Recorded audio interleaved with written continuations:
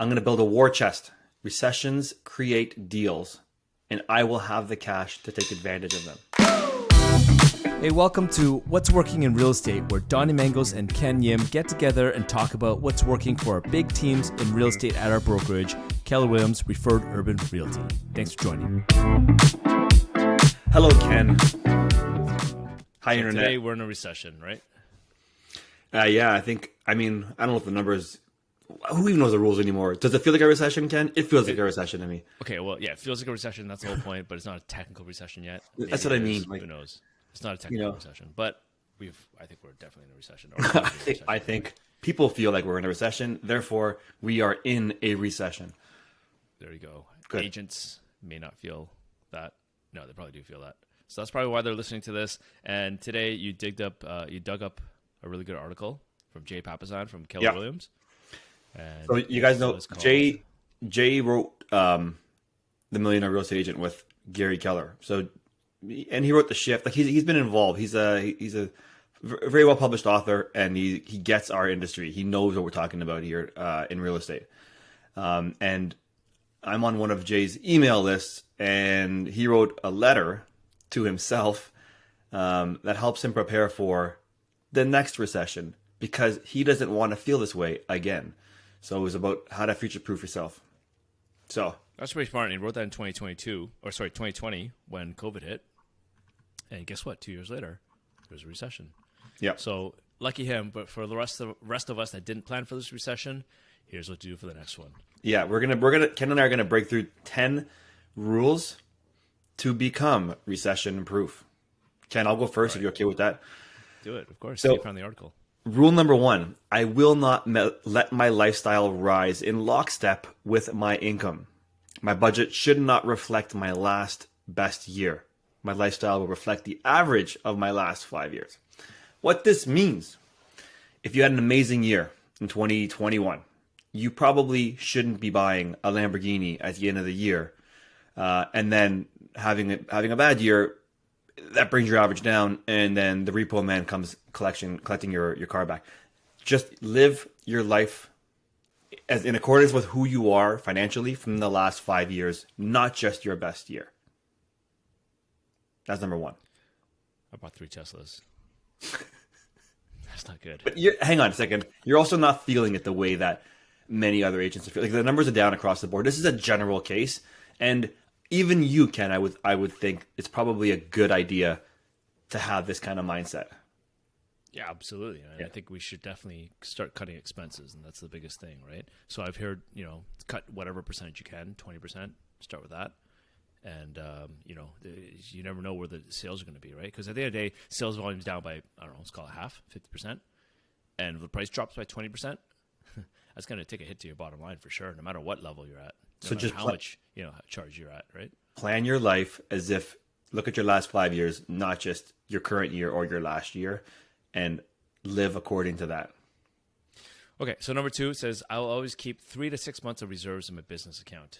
So I think you got to look at your burn rate, whether it's ideally you separate your business from your household, your mortgage, any kind of schooling for kids, things like that, car payments, all that stuff, debt, and separate that from, rent for the office, if you have one, staff, employees, bonuses, all that kind of stuff, cost of business, staging, cards, technology, subscription's a big one. So look at all that, add them all together and see what your burn rate is, and ideally keep 3 to 6 months in each separate account. Number 3, set aside tax obligations as you make more income. Never count on future income to cover my current obligations.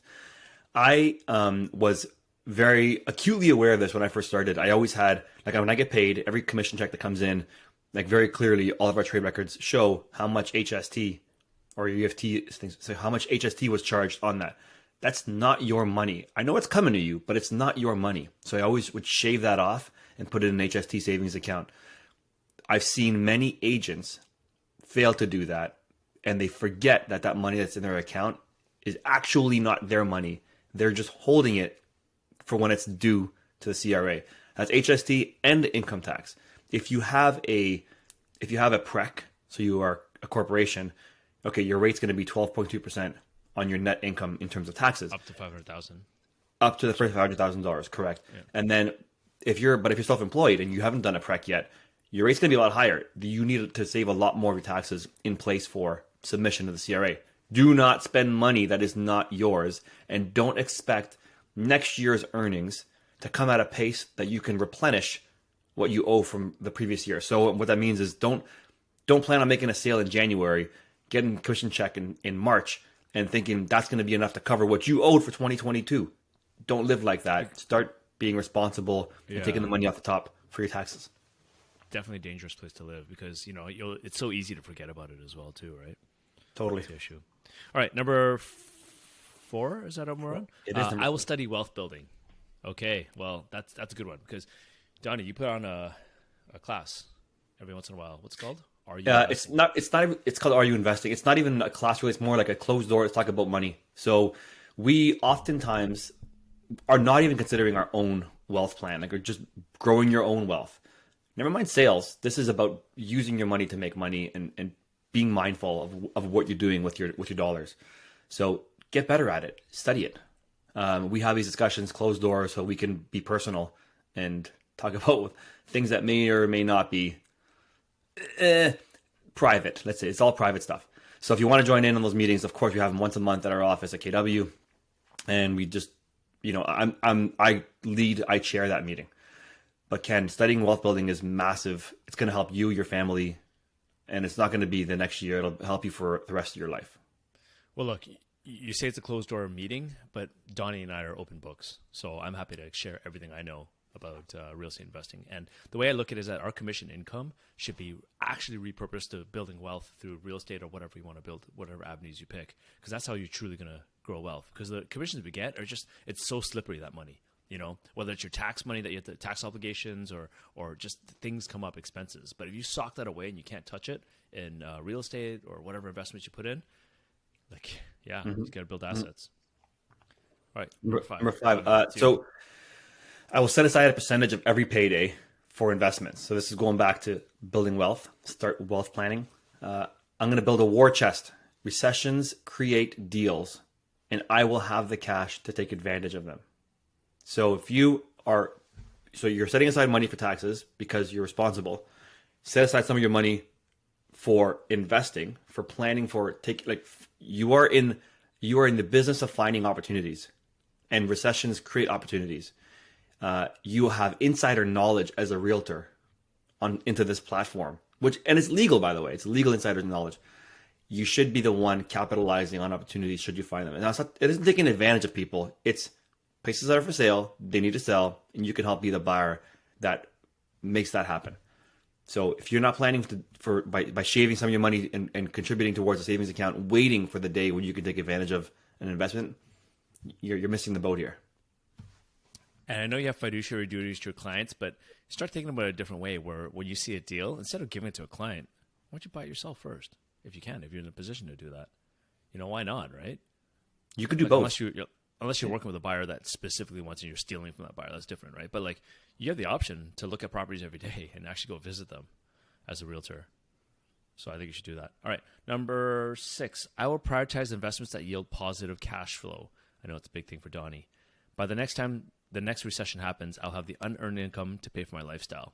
I know it's easier said than done. I think this one is BS, at least in Toronto, because it's really hard to get positive cash flow and it'll hinder you from starting.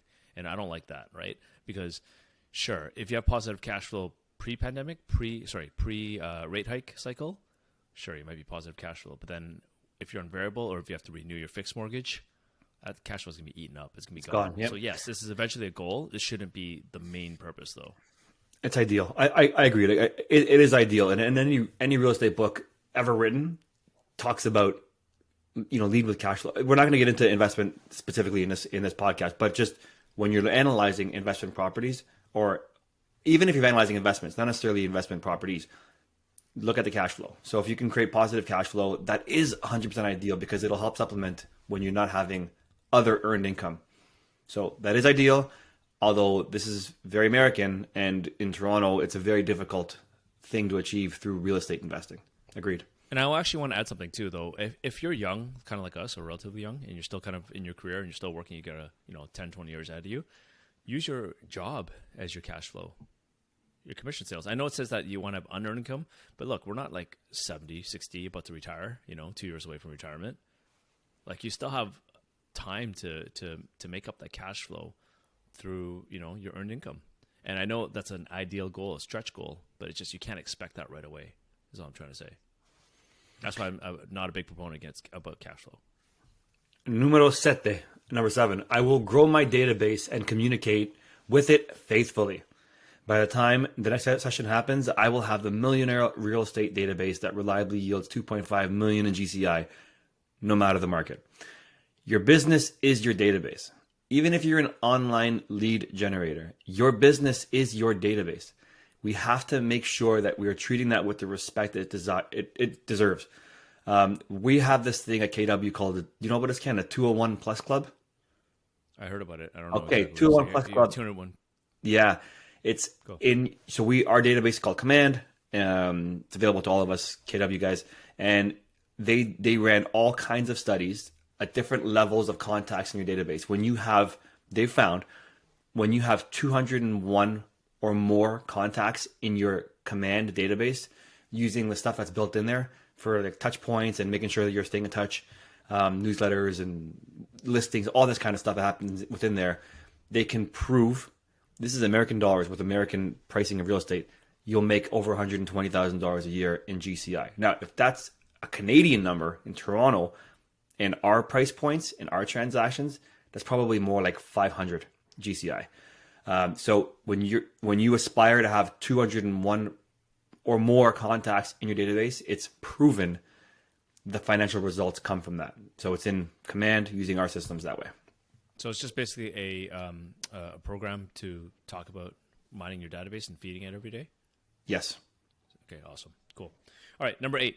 I will build equity in my relationships. I will be generous with my love, my time, and my money. My goal is to be there for the people that are closest to me when they need it, and I know I can count on them too if needed. So I like that one because it's saying spend time with, instead of counting conversations, make the conversations count, in other words, right? Spend Love quality time with people so that, Donnie and I are on this podcast. I'm spending quality time with you, buddy. I agreed. Like, this is part of our motivation was like, I recognized I wanted to hang out more with Ken.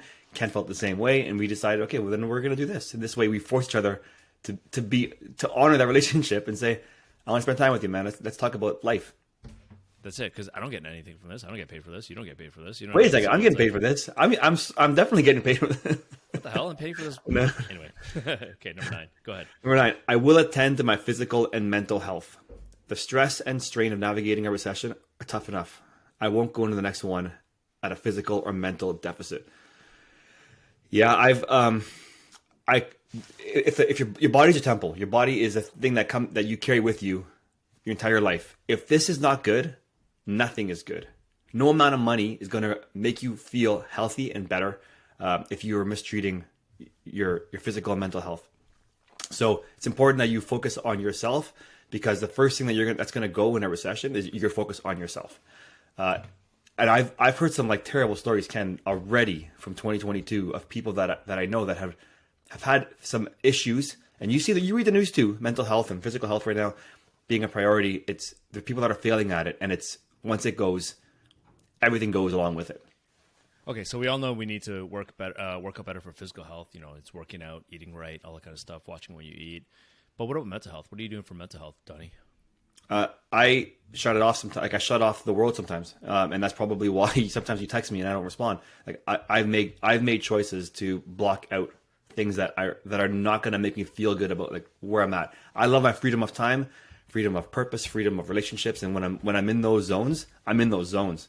So when I'm with my kids, for example, like I'm out, and you're not going to call me and get me to stop doing that. So I've time blocked the things that are important to me. Families first. Awesome. I want to get there one day. Okay, number 10, I will top grade my network. My people in my inner circle will support me in my journey and not lead me astray. So what I think that means is just upgrade your network. And it sounds bad to have to classify people and, say people are on a lower scale than other people. But it's just that if they're not on the path that that you want to go to, and they're not taking you there, like what's the point of hanging out with them, right? Just because you had a history with them for high school, or like elementary school, and you guys are going different paths, and that's not where you want to go, then like, Why? That goes to also like, any colleagues in the industry or mentors or anything like that. If they're not right for you anymore, there's a time where you can outgrow everybody. You know what I mean? Like, and that's okay. Keep finding new people. It's okay. It really is. Like the expression that you are the average of the 5 people you hang out with.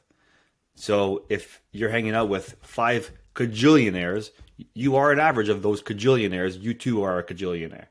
And we shouldn't make it mostly about money, but it's just saying, just be mindful of who you spend time with and recognize sometimes when there's dead weight or there's something holding you back, and allow yourself to flourish, allow yourself to grow.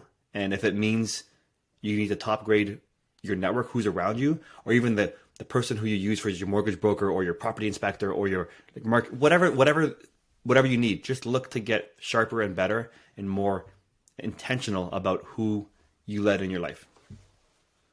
Oh, that's cool. Okay, that's their 10 rules to become recession proof from Jay Papasan. What's your 10 rules? I'm curious. Let Donnie and I know if you can reach out to us.